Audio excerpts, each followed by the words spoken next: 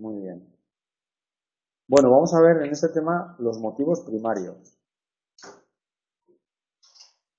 Probablemente con el tema de los motivos primarios nos acercamos al núcleo de la motivación.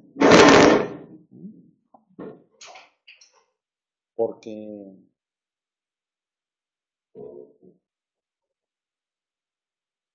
el último reto de todos los seres vivos que habitan en el planeta Tierra, de esto no nos escapamos nadie, es mantenernos vivos, ¿no?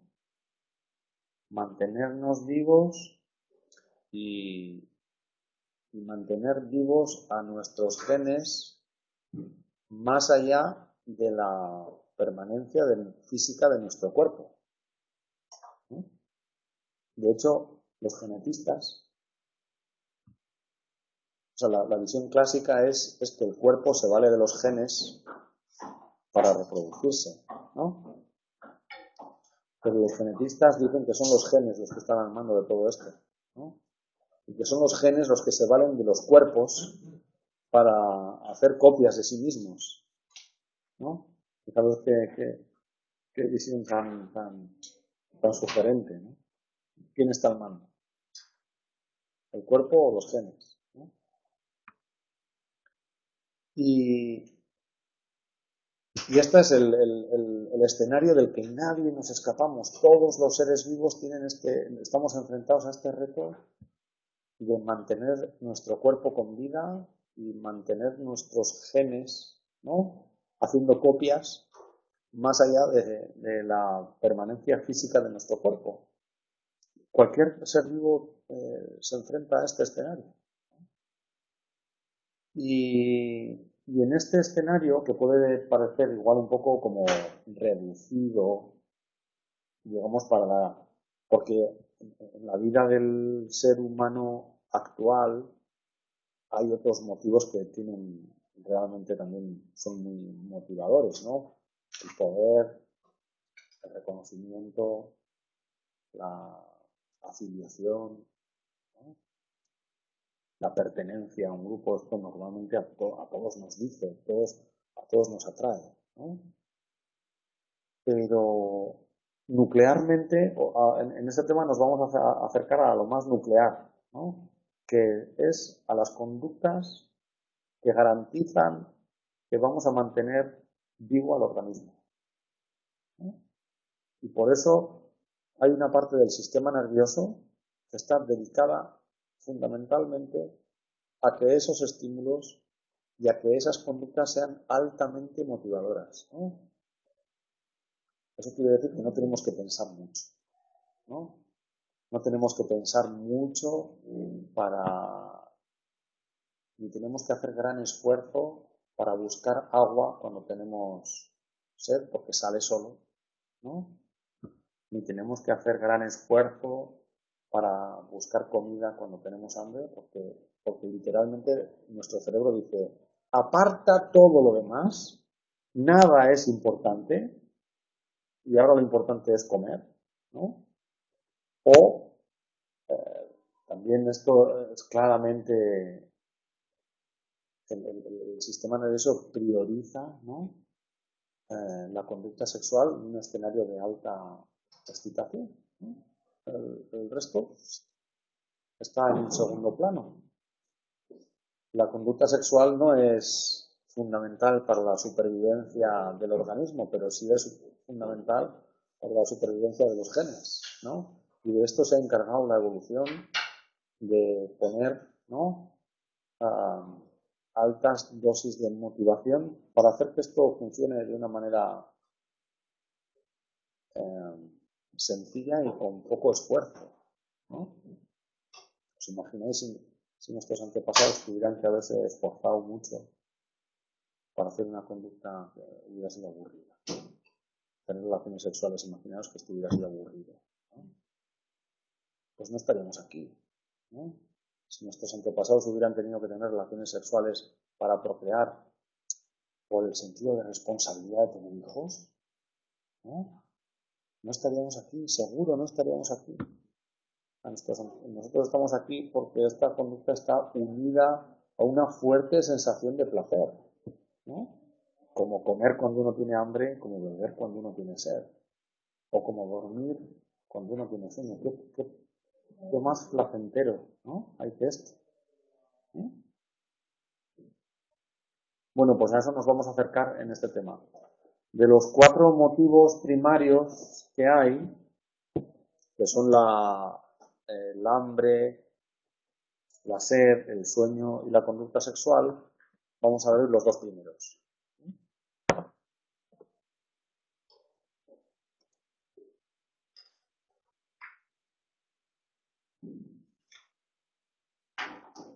¿Vale? Vamos a ver el hambre y vamos a ver, bueno, pues de alguna manera vamos a hacer un acercamiento a la biología, tanto del hambre como de la sed.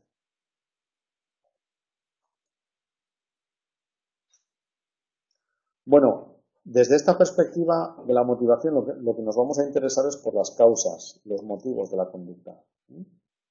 Definiendo motivo como cuál es esa fuerza, ¿no? Que tiene muy poco de resultado de un trabajo racional. Es que sale solo. Hablamos de fuerza, impulso, instinto, ¿no? Que activa el organismo y que dirige las acciones hacia una meta, ¿eh? Y está desencadenado, puede ser por un estímulo, puede ser externo o interno, ¿eh? Fijaros que en otros momentos a lo largo de esta asignatura hemos clasificado los motivos como primarios o secundarios, ¿no? Los primarios, que son los que vamos a repasar hoy, serían motivos muy básicos que están relacionados claramente con la supervivencia del individuo, ¿no? ¿Os imagináis si tuviéramos que acordarnos de comer? Hostia, que no comí en 3 días, ¿no? Joder, como cuando te tomas una medicación que no te notas ningún efecto. Ahí los índices de seguimiento son bajísimos, bajísimos, porque esto está guiado por algo que tú sabes que tienes que hacer, ¿no?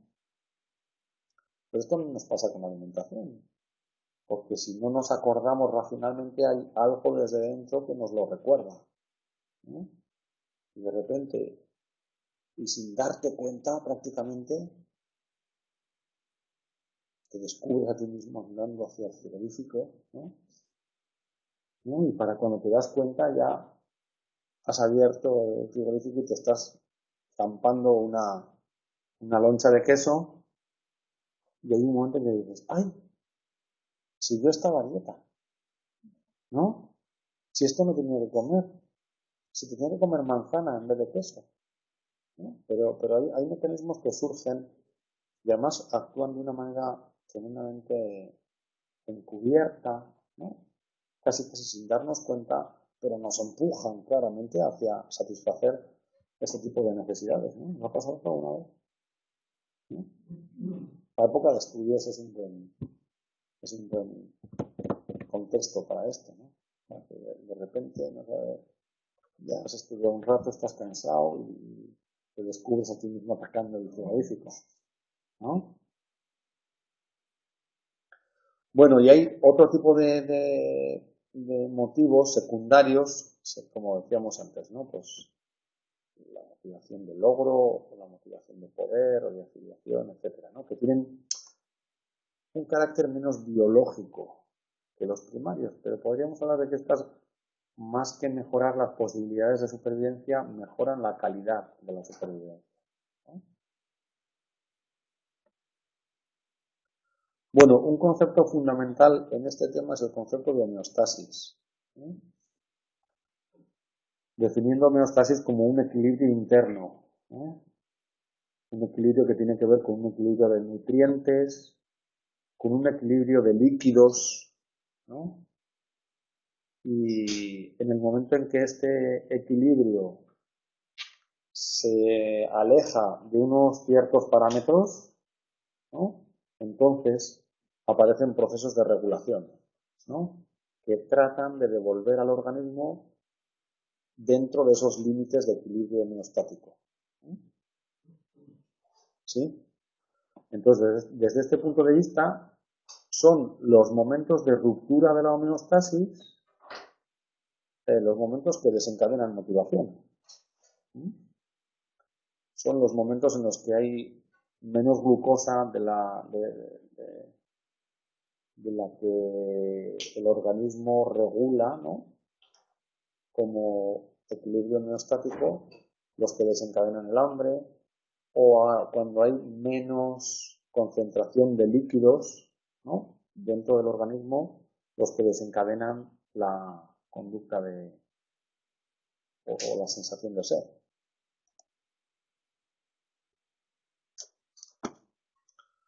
Luego hay un proceso de retroalimentación negativa, ¿no?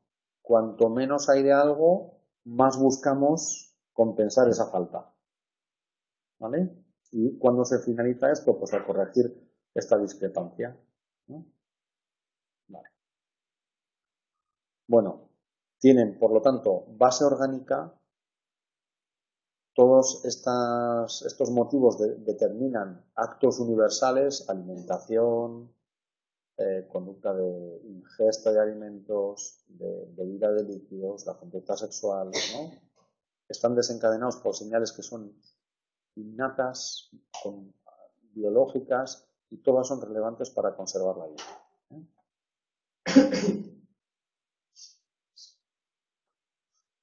Bien, entonces insistimos un poco en esta idea. Las conductas son desencadenadas por motivos primarios y tienen como finalidad mantener al organismo en unas condiciones óptimas para la vida.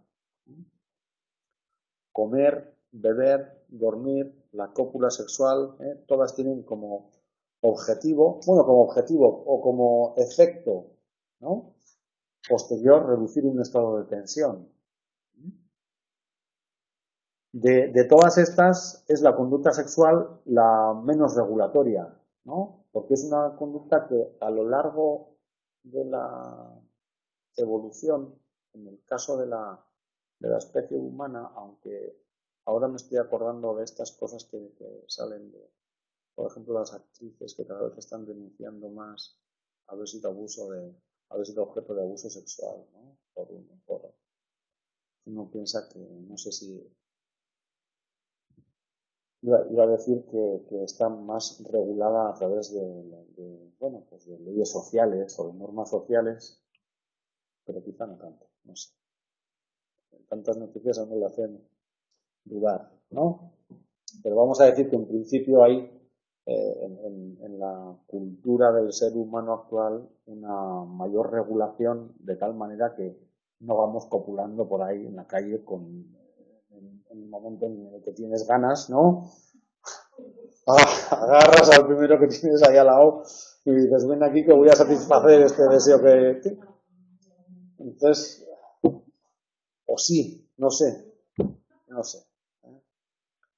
Pero bueno, parece que la conducta sexual en el momento actual es la menos regulatoria, porque no se busca sistemáticamente y tampoco finaliza, ¿no? Necesariamente con la satisfacción inmediata al deseo, ¿no? Esto es algo que tiene un carácter mucho más flexible, ¿no? Tiene un carácter mucho más de comunicación, de intimidad, de intercambio. Sin embargo, todas tienen aspectos comunes, ¿no? Todas tienen un objetivo final, ¿no? Son conductas un poco más complejas que los reflejos, ¿no? El reflejo de pestañeo, ¿no? El reflejo de pestañeo también proporciona protección, ¿no? O el reflejo de succión, ¿vale? Pero son conductas un poco más complejas que las reflejas, sin embargo son conductas persistentes, ¿no? Hasta que logran su objetivo, son espontáneas, nacen de dentro, no requieren de gran procesamiento cognitivo, Están moduladas por múltiples factores internos, externos, todas tienen una circuitería cerebral claramente diferenciada, ¿no? También son conductas que están influidas por las experiencias previas, por el aprendizaje, y no requieren de un estímulo discriminativo, ¿no? No requieren de... ¿Os acordáis de qué era el estímulo discriminativo? El estímulo discriminativo es el estímulo que informa que, en el caso de que hagas una conducta, esa conducta puede ser reforzada. ¿Os acordáis de la caja de Skinner? En la caja de Skinner podíamos utilizar varios paradigmas de refuerzo, ¿no? Podríamos decir, sin estímulos discriminativos, que cuando la rata aprieta la palanca recibe la bolita, ¿no? Pero podemos usar un estímulo discriminativo. Podemos poner una luz roja y le podemos decir, tú aprieta la palanca, pero solamente vas a recibir bolita de comida en caso de que la luz roja esté encendida, ¿no? Entonces le enseñamos a la rata a apretar la palanca solamente cuando está la luz encendida. La luz sería el estímulo discriminativo que informa de que la conducta será reforzada solamente cuando existe este estímulo, ¿sí? Bueno, pues claramente estas conductas no requieren de estímulo discriminativo, porque tienes hambre y tienes hambre. Da igual que sepas que va a haber, hay comida cerca o no hay comida cerca, porque la buscas, ¿no? Bien. Hablando del hambre, el hambre sería un motivo relacionado claramente con el sistema fisiológico de regulación de nuestro medio interno, con la aportación de nutrientes, de elementos que podemos incorporar al organismo. La finalidad de este motivo de hambre es prevenir el déficit de energía, que podamos incorporar energía al organismo y mantener un peso corporal estable, porque es el peso corporal el que va a garantizar que tenemos la energía suficiente para hacer las conductas necesarias para la vida. Bueno, esto ya veis que está claramente relacionado con la supervivencia, ¿no? Claro, si no comes, te mueres. A corto plazo está relacionado con las conductas de ingesta y saciedad, y a largo plazo la intención de este motivo es mantener un peso dentro de ciertos parámetros. Luego fijaros cómo este motivo puede verse alterado en función de las condiciones ambientales, ¿no? Porque el diseño del ser humano, volvemos otra vez al escenario de hace 10 o 15.000 años, que es el diseño para el cual estamos adaptados, para ese entorno de hace 10.000 o 15.000 años, donde había claramente pues, épocas de hambruna, ¿no? Donde este sistema era un sistema que estaba bien adaptado para esas circunstancias de escasez. Pero ahora diríamos, joder, pues la motivación o el hambre no sirve para mantener el peso estable en unos parámetros, porque tenemos problemas con el peso, ¿no? ¿Qué es lo que ha cambiado? El entorno, claramente, ¿no? Por lo menos el entorno occidental, porque en Somalia no tienen los problemas que tenemos nosotros. Claro, pero antiguamente se comía cuando se pudiera, no como ahora que socialmente hacemos desayuno, hacemos comida, hacemos cena. Eso es. Como que se ha establecido un horario de comer. Claro, y tenemos una tecnología y una cultura que en la mayoría de los ámbitos occidentales garantiza que tienes la comida necesaria, ¿no?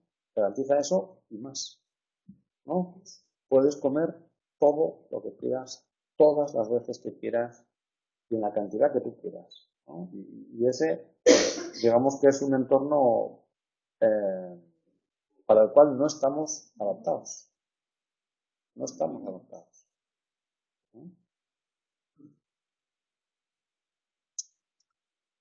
Bueno, sí, y ¿os acordáis de cuando hemos hablado de los experimentos con las ratas, que corrían más rápido por la... ¿Qué se hace para generar un estado motivacional? pues déjales un ratito sin comer, ¿no? Y entonces ponles al final del laberinto unas bolas de comida y vas a poder experimentar casi con lo que quieras, porque eso es un resorte motivacional muy potente. ¿Es más la comida o la bebida? Ambas. Quizá tiene más inmediatez la bebida.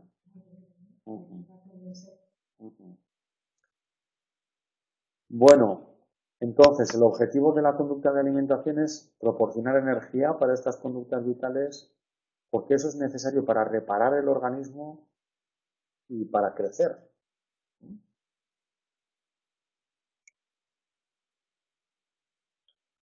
Bueno, algunas hormonas que proporcionan control a esta conducta de alimentación son la glucosa, la insulina, la grelina. Por ejemplo, la glucosa participa de una manera muy importante porque cuando hay un descenso en la cantidad de glucosa, esto provoca conductas de regulación, ¿no? Es decir, provoca hambre. También participa la insulina, que incrementa la sensación de hambre. Y también participa otra sustancia, otra hormona, que es la grelina, que también participa en la sensación de hambre antes de cada comida. Por ejemplo, esta hormona está segregada en el estómago, está asociada con los ritmos circadianos, que son los ritmos que van regulando cuándo estamos despiertos, cuándo estamos dormidos, en función de la presencia del sol. Por ejemplo, se ha observado que la grelina disminuye la concentración al empezar a comer. ¿Qué pasa con el hambre cuando empiezas a comer? ¿No? Bueno, todas estas hormonas, vamos a entender esto como al final son como equilibrios complejos, ¿no? Convergen en el cerebro y es el cerebro el que regula la sensación de hambre a través de la función del hipotálamo.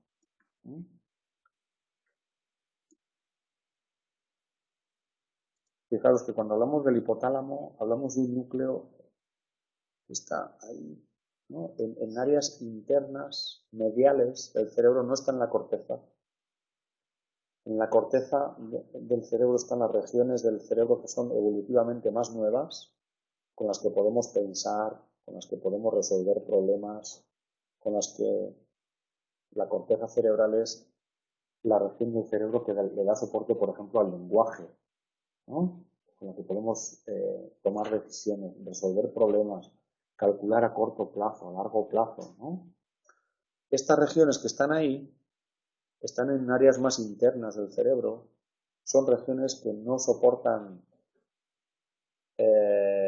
un procesamiento de la información tan complejo como el que significa largo plazo, corto plazo, lenguaje, organización de la información. Es mucho más primario, ¿no?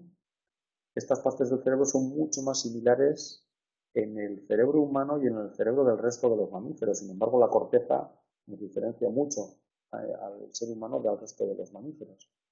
Y es un conjunto de núcleos complejísimo. Vamos a hablar del núcleo paraventricular, del hipotálamo lateral, del hipotálamo ventromedial. ¿Vale? Los tenéis ahí un poquito más ampliados. Bueno, pues el hipotálamo es un núcleo cerebral que es clave en el control de la sensación de hambre. En el hipotálamo convergen, sería como un núcleo donde se integra la información que proviene de dentro del cuerpo.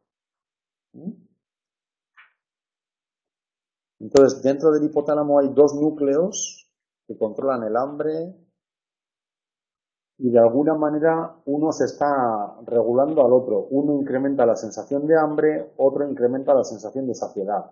¿Vale? Cuando uno se activa, el otro se frena y viceversa. ¿Sí? El hipotálamo lateral induce al hambre y, por ejemplo, se ha observado que lesionando selectivamente el hipotálamo lateral, esta lesión provoca el cese de la conducta de alimentación, es decir, la anorexia. Y el hipotálamo ventromedial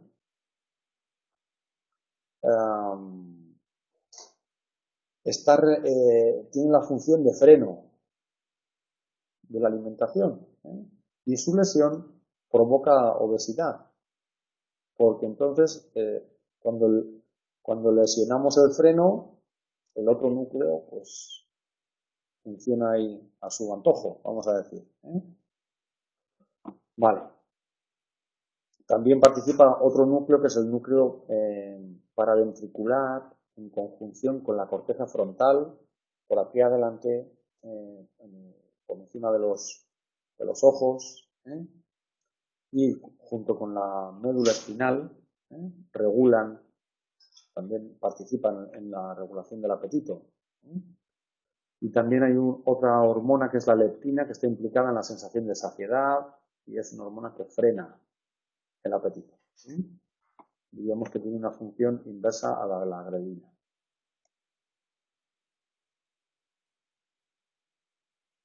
Vale.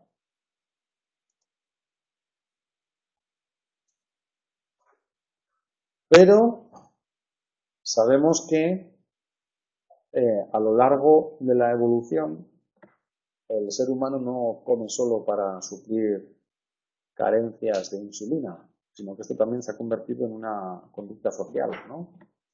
Es decir, hay factores sociales, ambientales, el aprendizaje o las características de unas comidas u otras, ¿no? También influyen en las conductas de alimentación. Es decir, vamos a ver ahora un poquito cómo puede haber también factores ambientales que claramente modifican esto. Aquí lo sabemos bien, ¿no? Cualquier celebración que hace. Comida de no sé qué, cena de no sé qué, almuerzo de no sé cuántos, ¿no? Bien. La alimentación también es un estímulo que está presente en el establecimiento de vínculos afectivos, desde la conducta de amamantamiento, por ejemplo, ¿no?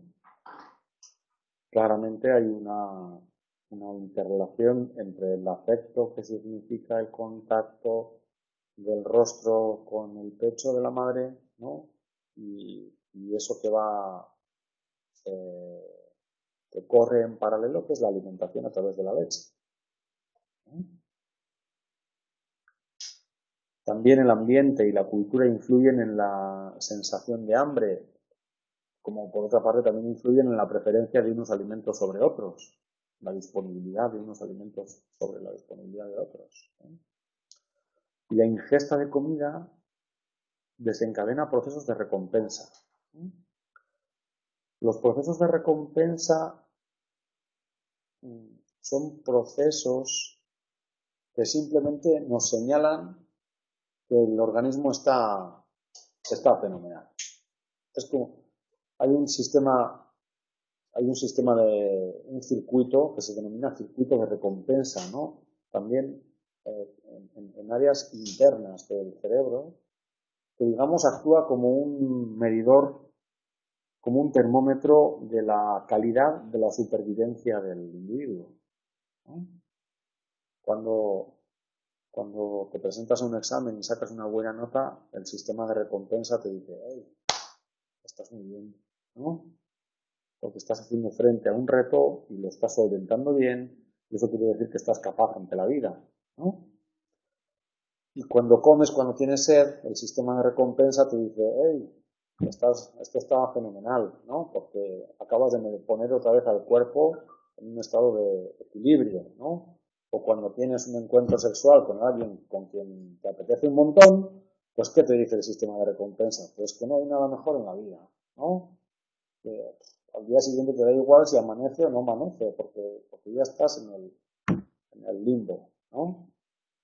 De alguna manera son señales que indican el grado de fortaleza de la supervivencia, ¿no? Bueno, pues claramente la comida desencadena estos procesos de recompensa, sí. ¿Y por qué hay gente, por ejemplo, que sin apetito total, que no comería? Sí. ¿Eso quiere decir que hay algo ahí, la homeostasis estacional Sí. nada? No tenemos que pensar en trastornos, porque sobre esto hay variabilidad, ¿no? Porque no cabe duda de que hay personas que pueden tener una menor inclinación, ¿no?, hacia la comida, pero si se quedan 5 días sin comer, ¿no?, van a comer. Y las personas que deciden prescindir del sexo tienen que tomar una decisión consciente, ¿no? Esto no se hace, no decides prescindir del sexo como decides, no sé, comprarte unos pantalones azules o verdes, ¿no? Requiere... Eso a lo mejor es menos necesario. Claro, y claramente la conducta sexual no es necesaria para la supervivencia, ¿no? Pero todos tenemos un dinamismo interno. Unas personas lo pueden manejar con más intensidad, ¿no?, otras con menos intensidad, ¿no? Pero esto es algo con lo que todos jugamos en algún momento en la vida. Hay que tomar una decisión con esto. Y claro, hay variabilidad, ¿no? La expresión de la variabilidad genética se nota en que hay gente que busca mucho la comida, otra gente que la busca menos, ¿no? Claro. Bien, dentro del aprendizaje encontramos que hay preferencia condicionada hacia algún tipo de alimentos, por ejemplo, hacia lo dulce y lo salado, ¿no? ¿Por qué? ¿Por qué creéis? Son más agradables. La pregunta es ¿por qué son más agradables? Porque serán más necesarios, me imagino, ¿no? Para la supervivencia. Claro, es que aportan más nutrientes, ¿no? Lo que es dulce y lo que es salado aporta y sales, que son muy necesarios para la regulación del equilibrio hídrico interno. ¿Qué es lo que ha favorecido el desarrollo y la selección natural? Pues mecanismos que favorecen la preferencia por este tipo de sabores que van asociados a la mayor presencia de nutrientes. ¿Cómo se hace eso? Pues a través de provocar mucho placer, ¿no? Nos vuelven locos los dulces, ¿no? ¿Cuáles son las bebidas que más éxito tienen? Las azucaradas, las que tienen dulce. Y tienen mucho dulce, ¿no? Claro, ¿no? ¿Cuál es el problema que tenemos con las comidas? Que le ponemos mucha sal, ¿no? Pues porque tenemos una preferencia hacia esto, ¿no? Y hay un rechazo hacia lo agrio, hacia lo amargo, porque esto pues parece que identifica alimentos que pueden estar en peor estado, ¿no? Aunque luego, pues culturalmente esto luego se puede ir como modelando, ¿no? Pero sabemos que hay receptores en la lengua, receptores gustativos para el sabor amargo, que permiten detectar, por ejemplo, sustancias como la estricnina o la nicotina, que son sustancias potencialmente peligrosas, ¿no? De tal manera que estos receptores gustativos, que son específicos para estas sustancias, ¿no?, podrían actuar como un sistema de alarma precoz. Es decir, ten cuidado de esto que te estás comiendo, porque claro, imaginaros lo que se han tenido que comer nuestros antepasados de hace 15.000 años. ¿Sí? Pues yo me pongo en cualquier documental de estos lados, ¿sí? Y primero pues un león mata a un no sé qué, se come y luego resulta que andan 4 humanos por ahí y se las apañan para ahuyentar al león y seguir comiéndose aquella, ¿no? Y así han salido adelante. De tal manera que aquellos que tenían una mayor presencia de este tipo de receptores eran más capaces de detectar lo podrido, o de tener una señal emocional de más rechazo hacia lo podrido, probablemente tendrían alguna ventaja para la supervivencia, ¿no? Frente a los que se comían cualquier cosa.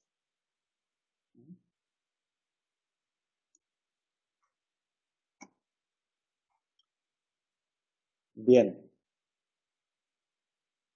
Y hay algunas preferencias aprendidas, ¿no?, que también nos pueden proteger de alimentos potencialmente peligrosos, ¿no? Por ejemplo, justo por las especias en climas más cálidos, ¿no? Porque las especias inhiben el crecimiento de las bacterias, o la facilidad para la náusea en el embarazo, ¿no? Porque claramente esto parece que puede actuar como una protección hacia malos alimentos que estén en mal estado para proteger al feto, ¿no?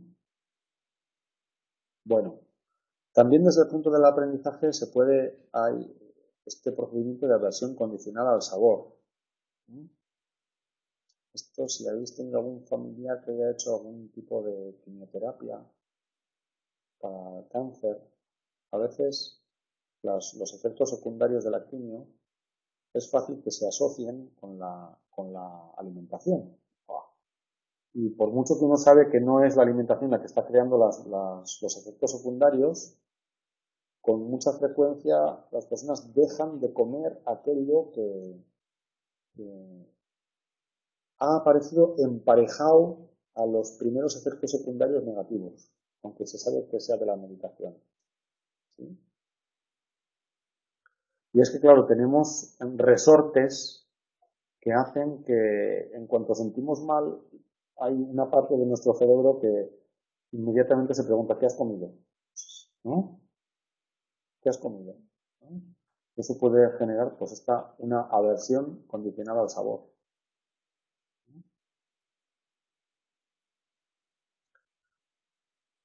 Bien, y claramente, pues ya podéis observar, ¿no? Podemos pensar que estos mecanismos tienen un valor adaptativo funcional porque nos evita lo que puede estar en mal estado, lo que puede ser dañino para el organismo, y nos acerca, ¿no?, hacia ingerir lo que resulta más nutritivo, ¿no? Bien.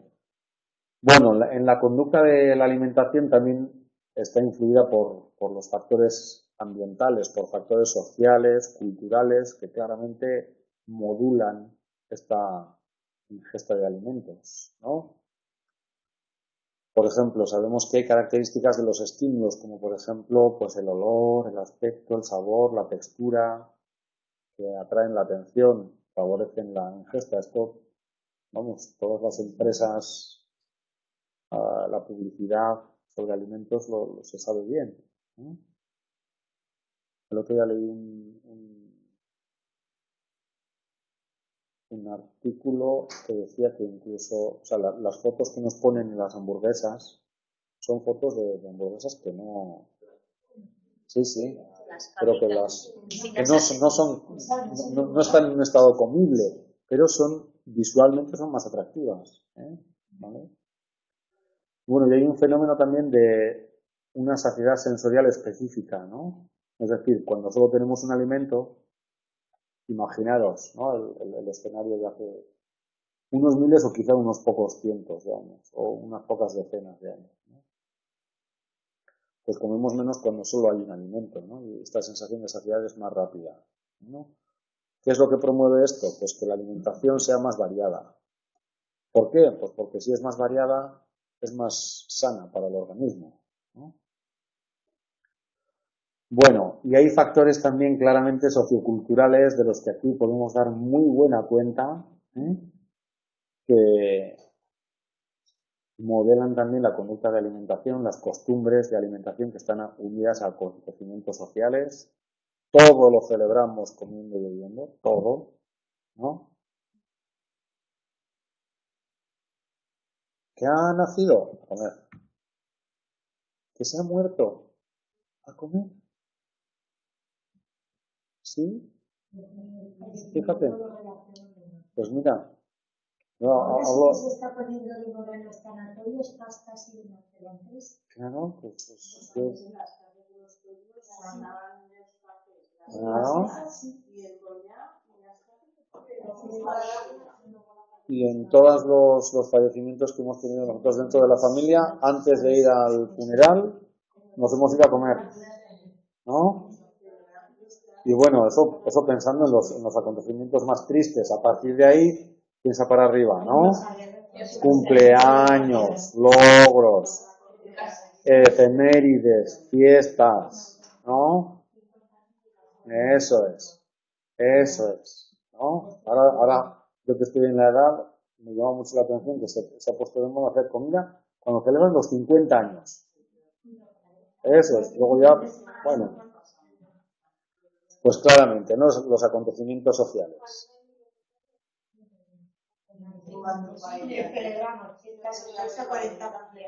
Sabemos también que cuando estás acompañado, ¿no? Es más fácil que esto aumente la conducta de la ingesta, comemos más, ¿no? Eso es, ¿no? Y hay variabilidad cultural. En cada región se come lo suyo. Bien, bueno, y un par de notas también respecto a la sed, ¿no? Esto es otro. Fijaros que nuestro organismo tiene en un 45-70% somos agua, literalmente. Agua. Bueno, pues es una conducta indispensable para la vida, la de la ingesta de agua. Así que la sed lo podríamos definir desde este punto de vista como un estado motivacional que empuja al cuerpo a hacer las conductas necesarias para reponer la falta de agua.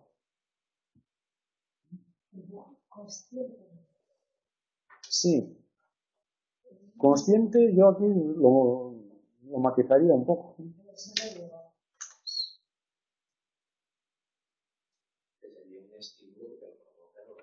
Claro. Porque a veces consciente o inconsciente. Sí, pero si no es consciente el organismo, ya me digas tú quién va a ser consciente, ¿no? Porque no hay un tú que esté fuera de tu organismo, ¿no? Bueno, vamos a dejar esa discusión de si es consciente o es inconsciente, aunque podríamos discutir un poco sobre ello. Bueno, ya veis que tiene mucha similitud con el hambre. Y hay también una relación entre la fuerza, ¿no? De esta motivación, la fuerza con la que la conducta de beber se representa en la mente y con la privación de líquido. Pero cuanto más tiempo estás sin beber, pues claramente más esto se representa en la mente, ¿no?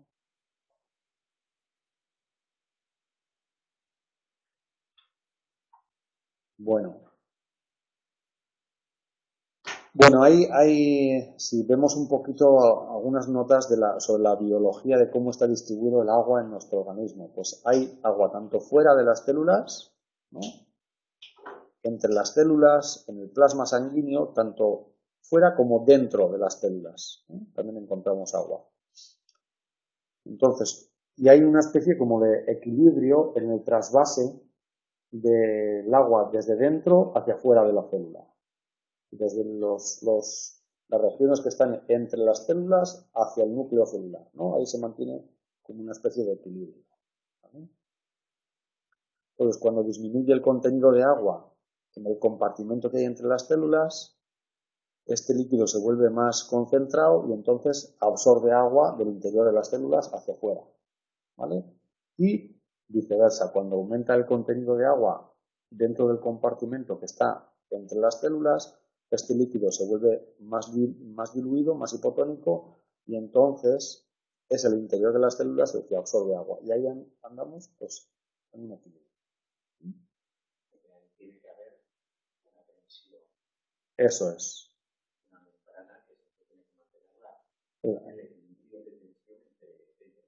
Esto es. Y entonces se dice que hay una sed osmótica cuando está desencadenada por la falta de líquido en el espacio intracelular y una sed volémica que está desencadenada por la falta de líquido intravascular, ¿no? En el sitio que hay entre las células, ¿vale? Y además está unida al deseo de sal, ¿no?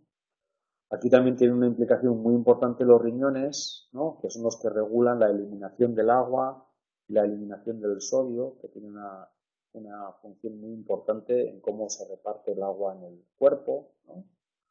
Y hay varias hormonas como la aldosterona y la vasopresina que están implicadas en la regulación del nivel del agua y del sodio, no socio. Eso es. Bien. Y hay también receptores en el hígado y receptores en el intestino delgado que van a controlar la saciedad obtenida a través de la ingesta del agua. Bueno, lo mismo que hemos hablado de factores de aprendizaje y socioculturales para la conducta de ingesta de alimentos, lo mismo para la conducta de ingesta de agua. También hay factores ambientales que en ausencia de desequilibrio pues provocan ingesta espontánea de líquidos, ¿no? Sí. El tema de la resaca sería exactamente eso, pero con el agua. De la resaca por Alcohol. Ahí influyen mecanismos de retirada de una sustancia que es el alcohol.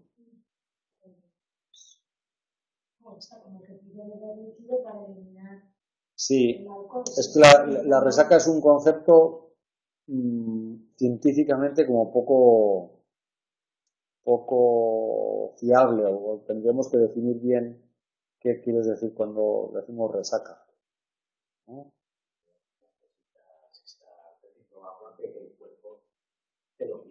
Sí, sí, eso es. Ajá. Vale, no, estaba pensando quizá en la resaca como síndrome de abstinencia también, ¿no? Vale. Sí, pero es que hay componentes que tienen que ver con el síndrome de abstinencia, por la retirada de una sustancia que puede ser alcohol u otras drogas, ¿no? Cuando las has tomado de una manera continuada y de repente dejas de tomar, eso provoca un efecto rebote, ¿no? Al principio tienes euforia, después tienes bajonazo. Al principio tienes hiperactividad, luego tienes hipoactividad, ¿no? Vale, y esto no tiene que ver tanto con la distribución de líquidos en el organismo. Vale. Hay factores ambientales que regulan la conducta de beber, ¿no? Porque antes de quedar para comer, ¿qué hacemos? Quedamos y nos tomamos algo, ¿no? Claro, ¿no? No hace falta que tengamos sed, ¿no? ¿Vienes a tomar algo? ¿No? Bueno, y claramente la conducta de beber está ligada a acontecimientos sociales. Esto es un fenómeno casi universal, cada cultura con sus propias bebidas, ¿no? No cabe duda que hay presión social hacia al menos ciertas bebidas. ¿Podéis poner un ejemplo? Ahora el café. Más. La cerveza, las bebidas alcohólicas. Las comidas que están sanas. Claro.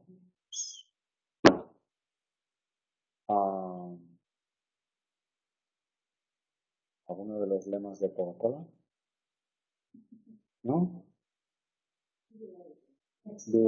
La chispa de la vida, ¿no? ¿Vale? Bueno, lo mismo que con la alimentación, cuando tenemos mucha variedad de líquidos accesibles, esto aumenta la conducta de beber, ¿no?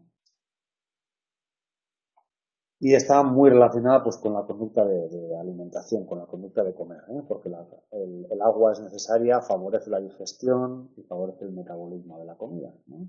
Para si queréis, pues hacemos las dos cosas a la vez. ¿Vale? Bueno, pues con esto terminamos por hoy. El próximo día veremos la conducta del sueño y la conducta sexual.